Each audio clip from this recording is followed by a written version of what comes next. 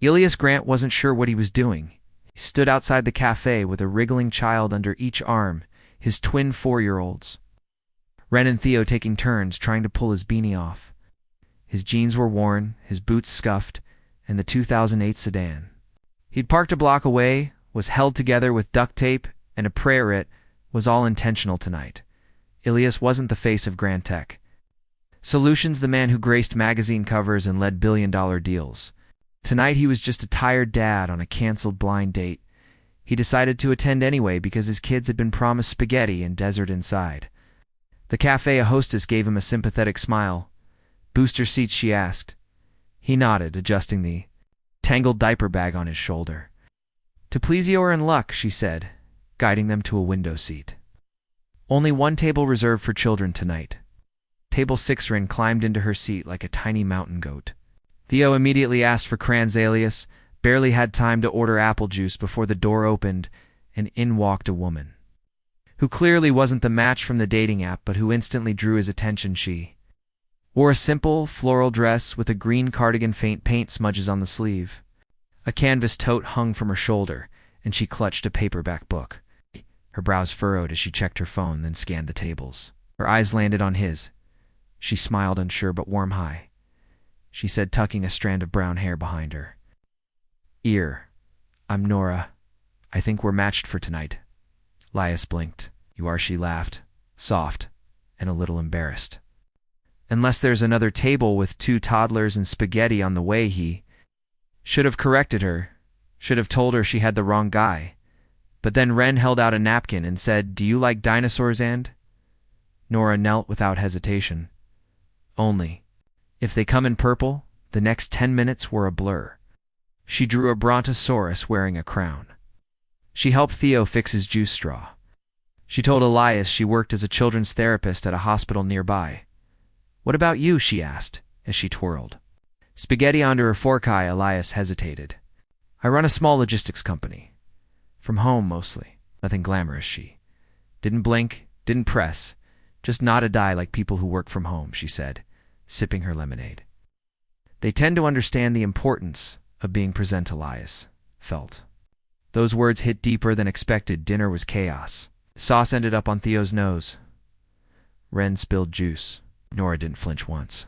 She wiped faces, told stories about art class disasters, and somehow made Elias laugh out loud for the first time in weeks.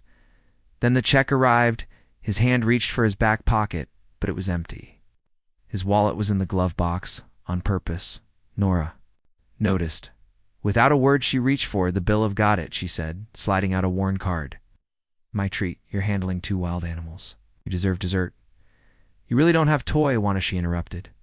"You looked like you needed a break." Elias stared at Hirsch. She didn't know his last name, didn't know he could buy the cafe and the block around it.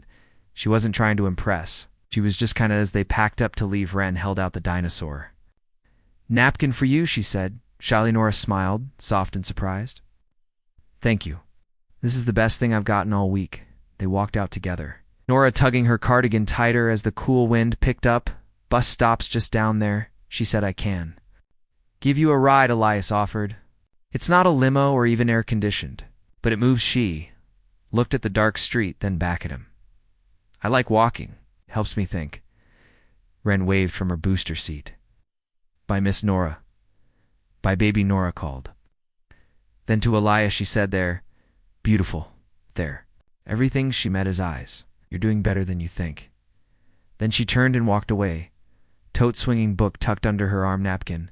Dinosaur peeking out from between pages. Elias didn't move. The twins were dozing already in their seats, stained with sauce and sleep. He looked down at the table. They had just left where something real had begun, even if it started with a lion. As he drove home, heart aching in a way he hadn't felt in years, Elias knew one thing: he wasn't ready to let that table be the end. Elias had never struggled to find someone before, not in business, not in life. But finding Nora Lane proved harder than securing a billion-dollar merger. He scrolled through the dating app again, even though she clearly hadn't matched him there. Maybe she was covering for someone. Maybe she had shown up out of kindness. Whatever the reason, he had no way to contact her, until Ren helped solve it. "Miss Nora said she draws with sick kids. She told him at bedtime when he asked again. About the nice lady. She paints dragons and space cats. Elias sat up straighter. Dragons and space cats. That was specific. By the next morning, Elias was walking through the children's hospital downtown, dressed again in his quiet disguise plain clothes. An old watch and a borrowed ID badge from his friend Luca, who worked in hospital tech. He wandered the art therapy wing, pretending to be a volunteer. It didn't take long. There she was, in a sunlit room surrounded by color.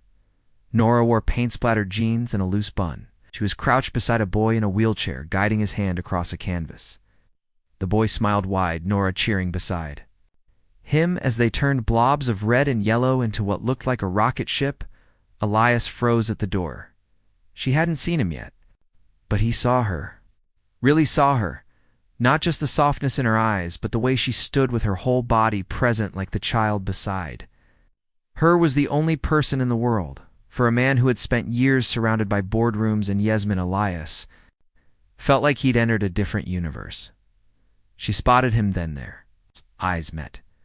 For a moment her expression flickered confusion, followed by recognition, and then something gentler. You, she said quietly after stepping outside the room. Hi, he said awkwardly, scratching his neck. I was hoping I'd find you. You tracked me to my job. He held up his hands. Not like that. I asked my daughter what you did. Remember the dragons and space cats? Nora smirked despite herself. Guilty. I specialize in space cats. They stood in the hallway, sunlight slanting through the windows, dust floating between them. You okay? She asked. Eventually, I've been thinking about you. You mean the random woman who paid for your dinner?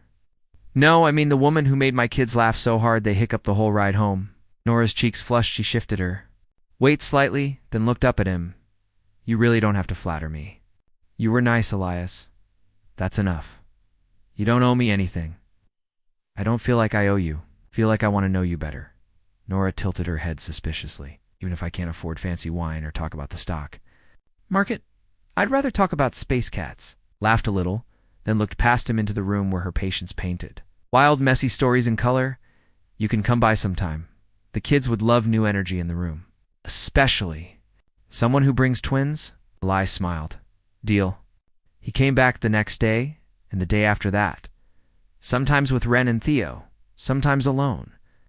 Sometimes pretending to help, when really, he just liked watching her work. The kids adored her. But Elias found himself pulled into her orbit too. They had lunch twice outside the hospital under a tree that dropped petals onto their sandwiches. They texted late at night, nothing romantic yet, but full of warmth. The kind that builds something slowly. But Elias knew he couldn't keep lying forever. Luca warned him. She's not some woman you meet at a gala and forget in a week, Luca said over coffee. This isn't a fling. If you're following Elias, you need to tell her who you are. I know. Do you? He thought about it every time she smiled at his kids, or hugged Ren goodbye, or teased him about his terrible paper airplane skills. He thought about it the day he saw her stop mid-step to kneel beside a crying girl in the hallway who had just been told her chemo was starting again. Nora held the girl's hand, whispered something that made her nod through tears, then offered to draw a storm dragon on her casti. Elias knew in that moment he was in love, but truth has a way of surfacing. Even when you're not ready. One evening, a photo leaked. It was taken from across the street. Elias stepping out of his car holding Ren while Theo rode on his shoulders. Nora beside them, laughing, head tipped back, bag slung across her chest. Tit was grainy, but recognizable within hours. The tabloids exploded. Billionaire CEO Elias Grant, seen with mystery. Woman at Children's Hospital, secret relationship? Source claims Elias has been pretending to be poor, he found out, when his phone buzzed 30 times in a minute. And when he got to the hospital, she was already gone. He waited outside the therapy room, heart pounding, hands shaking, but it was an older nurse who came to the door. She took leave. The nurse said gently, effective immediately. Her program funding is being questioned because of the publicity. She said to tell you she'd be unreachable. Elias felt the air leave his lungs. He had promised himself this wouldn't happen. He promised her honesty and given her a mask. Instead, back home, the twins noticed, "Where's Miss Nora?" Theo asked. "Yeah," Ren added, holding up a drawing. "She didn't finish my dragon." Elias sat down hard on the couch. He looked at the napkin, drawing still pinned to the fridge, and at the couch where Nora had once tied Theo's shoelaces backward by mistake and laughed for 5 minutes he had. Built companies, rebuilt industries, but right now he didn't know how to rebuild her trust.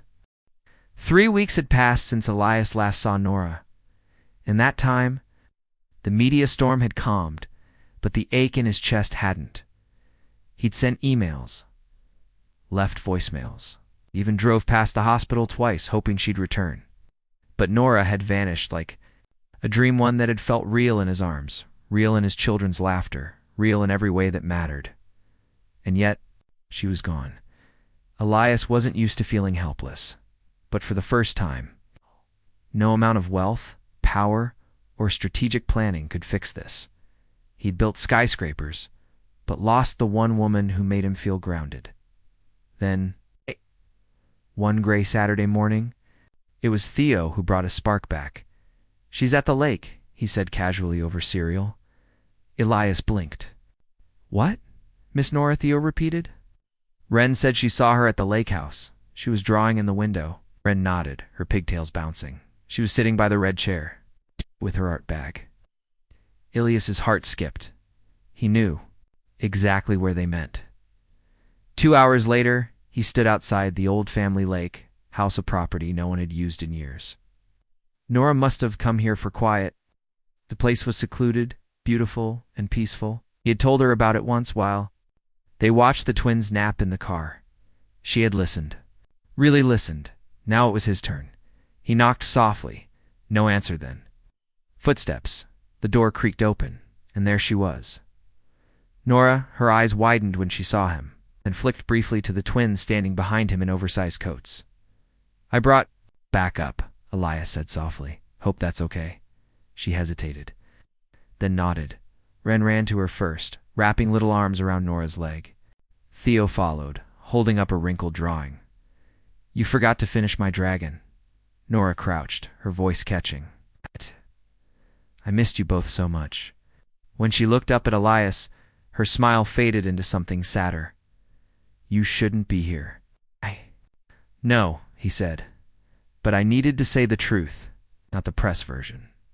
Not the version you guessed. The truth, Nora." She straightened slowly. "I didn't lie because I was ashamed of who I am. I lied because the person I am with you, he's real. He's the man who gets spaghetti on his jeans and learns how to braid pigtails. He's the man who looks at you and thinks if I lose her, I'll regret it for the rest of my life." Nora crossed her arms, but her eyes shimmered. "You let me believe you were struggling. I offered to pay your bill, and you let me." "I did," he admitted. "In that moment, when you paid for dinner, it was the first time someone saw me, not my money, not my reputation, but me. You saw a tired dad and showed him kindness. You didn't even hesitate." He stepped closer. "I thought I was protecting something good by hiding. But I only hurt you. I see that now." Nora didn't speak for a long moment. The only sound was the lake outside, lapping gently against the dock. "I lost my job," she finally whispered. Donations dried up after the articles. The hospital suspended my program. I had to move out of my apartment. Everything I worked for disappeared because of a lie I didn't even know I was part of. Elias's throat tightened. "I'm sorry," he said. "More than you know. And I won't make excuses. But if you'll let me, I want to help you rebuild." "I don't need your money. I'm not offering money," he said gently. "I'm offering a future." Pulled something from his coat pocket. Not a diamond ring, not gold, but a small wooden ring, carved crudely by Theo and colored with Wren's glitter markers. The inside had a tiny heart drawn in blue crayon. "They made this," he said. "They told me it should be your forever ring, because you belong with us." Nora's eyes filled. "They've been asking for you every night. So have I." She looked at him, really looked. The wind blew soft against her cheek, her cardigan flapping slightly. Then she laughed. Quiet but real. "Only you would show up with glitter jewelry and a loved confession." He smiled. "Did it work?" She stepped forward. "Yes," she whispered. "It worked." Then she kissed him, right there on the porch. With the lake behind them and the kids dancing around their feet, she kissed him like they had 100. More summers ahead of them. Like home was not a house or a name or a bank account, but a feeling. 1 year later, the van rolled to a stop outside a small school in a quiet part of the city. Painted on its side in bold letters was Art Strong, a mobile healing program for children inside. Kids laughed as they painted on easels. Nora moved through them, guiding tiny hands in messy brushstrokes. Elias stood nearby, helping Ren clean a spill while Theo told a wild story to a group of giggling kids he caught. Nora's eye through the window. She smiled. He smiled back. No masks, no secrets, just truth and love. The real kind, the kind that shows up with twins and spaghetti stains and stays for all the quiet days that follow.